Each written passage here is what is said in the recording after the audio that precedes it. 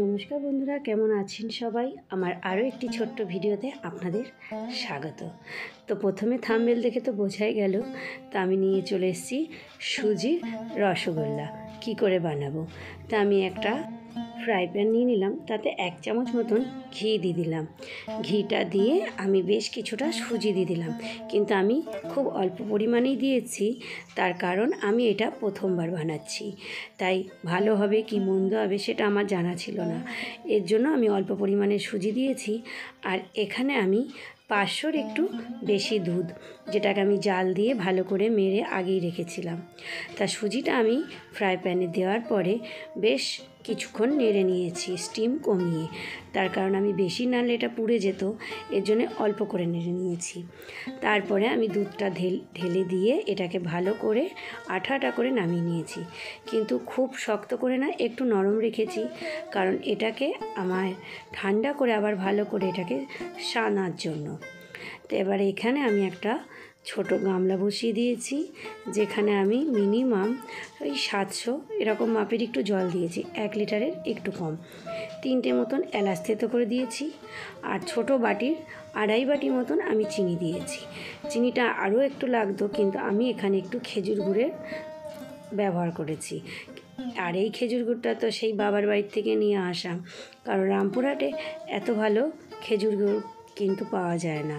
এজন্য যখনই আমি বাবার বাড়ি যাই, শীতকালে বিশেষ করে, মিনিমাম 2-3 কেজি আমি গুড়টা এনে ফ্রিজে স্টোর করেই রাখি। এই একটু ধরুন পায়েস, একটু নানান রকম মিষ্টি কিছু বানালে একটু খেজুর গুড় দিই, তাতে কি হয়, খেতে বেশ টেস্টটা ভালোই হয়। তো এখানে আমি সুজি যেটা করে রেখেছি পুরটা, সেটা ভালো করে ঠান্ডা হয়ে গেলে আমি কিন্তু এটাকে ভালো করে সেনে নিয়েছি। সেনে নিয়ে এবার গোল গোল করে মিষ্টির আকার করে নেব।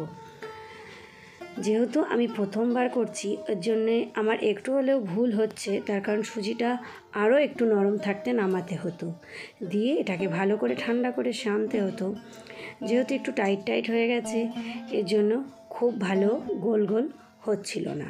তা যাই হোক, এদিকেও আবার আমি যে মিষ্টির শিরাটা বানাচ্ছিলাম, সেই শিরাটা বেশ টকবক করে ফুটছে, তো অনেকটা ফুটে এসছে, বেশ গাঢ় গাঢ় ভাবও হয়ে গেছে।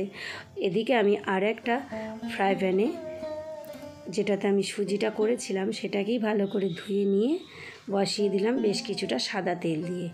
এবার যে মিষ্টিগুলো আমি করে রেখেছি সেগুলো ভেজে নিচ্ছি, এখানে বেশ লাল লাল করে ভেজে নেব। এখন কিন্তু আমি স্টিমটা লো ফ্লেমে রেখেছি, খুব একটা কিন্তু বাড়িয়ে দিইনি, কারণ বাড়িয়ে দিলে এটা পুড়ে যাবে, ভেতরটা কাঁচাই থেকে যাবে, এর জন্য আমি বাড়িয়ে দিইনি। তা বোঝাই যাচ্ছে হালকা হালকা লাল লাল হয়ে গেছে। এখন কিন্তু এটা একটা যে নরম মানে ড্রপ খাচ্ছে, সেটা কিন্তু হচ্ছিল। দাঁড়ান আপনাদেরকে দেখাচ্ছি, কারণ এটা যখন নাড়ছিলাম তখন আমি চেক করছিলাম, এই দেখুন বেশ একটু পঞ্চ টাইপের হয়েছে। এখনও আমি জানি না যেটা মিষ্টির শিরার ভিতরে দিলে এটা কেমন খেতে হবে।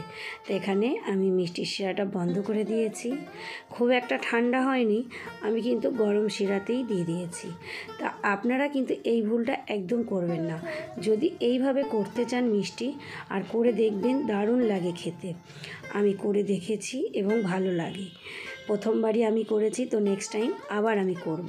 তা আপনারা যারা করবেন এইভাবে, তারা কিন্তু অবশ্যই রসটাকে ঠান্ডা করে নেবেন, আর মিষ্টিটা গরম গরম দেবেন, কারণ আমি এখানে দুটো জিনিসই গরম দিয়েছি। প্রথমত মিষ্টির যে শিরা সেটাও গরম ছিল, এবং এটাও গরম ছিল, এর জন্য একটু ফেটে ফেটে গেছে। তো কেমন লাগলো আমার এই মিষ্টি বানানোর ভিডিওটা অবশ্যই কমেন্টে জানাবেন। তো এখানেই শেষ করছি, সবাই ভালো থাকবেন, টাটা।